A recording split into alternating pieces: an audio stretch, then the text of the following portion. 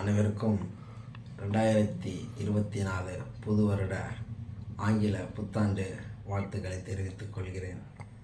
குறிப்பாக தமிழகத்தில் பணிபுரியும் அனைத்து அரசு அதிகாரிகளும் அனைத்து துறையிலும் இந்த ஆட்சி தொடங்கிய பிறகு அனைத்து துறைகளிலும் லஞ்சம் மிகப்பெரிய அளவில் உருவாகியுள்ளது.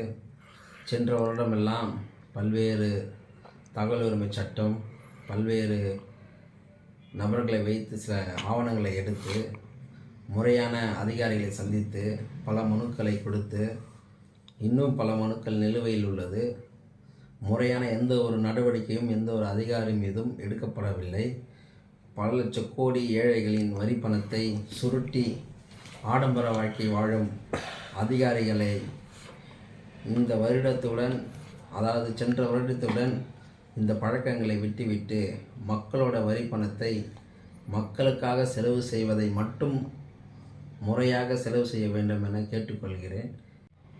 சென்ற வருடம் போல இந்த வருடமும் மக்களுடைய வரி பணத்தை திருடி உல்லாச வாழ்க்கை அனுபவிக்க நினைக்கும் ஒவ்வொரு அதிகாரிகளுக்கும் நான் தாழ்மையுடன் கேட்டுக்கொள்கிறேன்.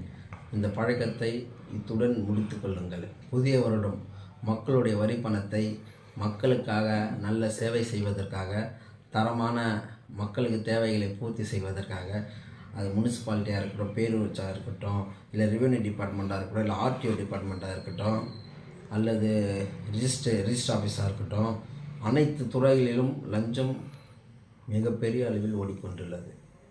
நான் எந்த துறையும் சார்ந்து சொல்லவில்லை. ஆனால் இந்த வருடம் இது போல ஏதேனும் ஒரு துறையில் லஞ்சம் வாங்குவதை பற்றி தகவல் எனக்கு கிடைச்சாலோ, மக்களுடைய வரி பணத்தை நீங்கள் திருடி உல்லாச வாழ்க்கை வாழ நினைத்தாலோ, அந்த ஆவணங்களை திரட்டி அதை மக்கள் நீதிமன்றத்திலும் முறையான நீதிமன்றத்திலும் உங்கள் மீது பொதுநல வழக்குகளையும் முறையான பத்திரிகையாளர்களுக்கு செய்தியை வெளியிடுவேன்.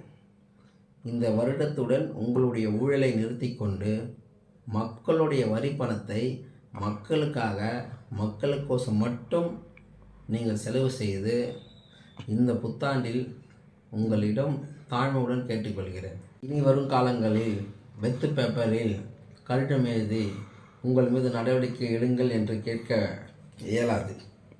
நேரடியாக மக்களிடம் நீங்கள் ஊழல்வாதி என போஸ்டர் அடித்து ஒட்டப்படும். நீதிமன்றங்களே உங்கள் மீது வழக்கு பதிவுப்படும். அது மட்டுமல்லாமல் அனைத்து பத்திரிகைக்காரர்களுக்கும் கொடுத்துடுவேன். அவங்க வாங்குறது கூட வாங்கிக்கிட்டு எனக்கு கவலை கிடையாது. வரி பணம் உங்கள்கிட்ட இருக்கக்கூடாது. மக்கள் வரி பணம் நீங்கள் திருடி சாப்பிடக்கூடாது. அதே போல் தனிநபர் சொத்துன்னு ஒன்று இருக்குது. ஒரு மனிதன் இவ்வளோ தான் சொத்து சேகரிக்கணும் அவனுடைய வருமானத்திற்கு. வருமானத்துக்கு மீறி 10 ரூபாய் நீங்கள் சம்பாரிச்சிருந்தா கூட இன்கம் டேக்ஸில் பர்சனலாக நான் லெட்டர் எழுதுவேன் அந்த அதிகாரி மீது. சுழ ஒழுக்கத்தோடு இருக்கணும். பெண்களுக்கு பாதுகாப்பு கிடையாது. மிக முக்கியமான விஷயம்.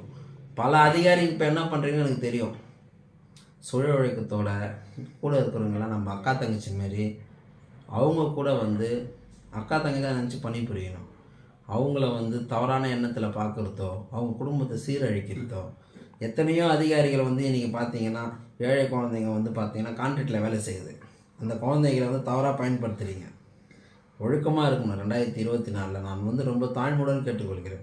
ஆனால் இது எதாவது நீங்கள் தவிர்த்து பழைய மாதிரி தான் நான் இருப்பேன் அப்படின்னு நினச்சா கண்டிப்பாக நீங்கள் ஒன்று விஆர்எஸ் வாங்கிடணும், இல்லையா ரிட்டையர்மெண்ட் ஆகிடுவீங்க. உடனடியாக வேலையிலேருந்து பதவி நீக்கம் ஆகிடுவீங்க. அதுக்கான அனைத்து ஆகாரத்தையும் சேர்க்கறதுக்கு நம்ம குழு ரெடியாக இருக்குது. அனைத்து அதிகாரிகளும் பற்றி நான் தவறாக கூறவில்லை. ஒரு 50% மேல் அதிகாரிகள் இது போன்ற போக்கில் தான் இருக்கின்றார்கள். தயவு கூர்ந்து அவர்களும் திருந்தி மக்களுக்கு சேவை செய்ய வேண்டும் என அன்புடன் கேட்டுக்கொள்கிறேன். அனைவருக்கும் அன்பு புத்தாண்டு வாழ்த்துக்கள். அனைவரும் நலமாக இருக்கணும்னு நான் இறைவனை பிரார்த்திக்கிறேன். நன்றி.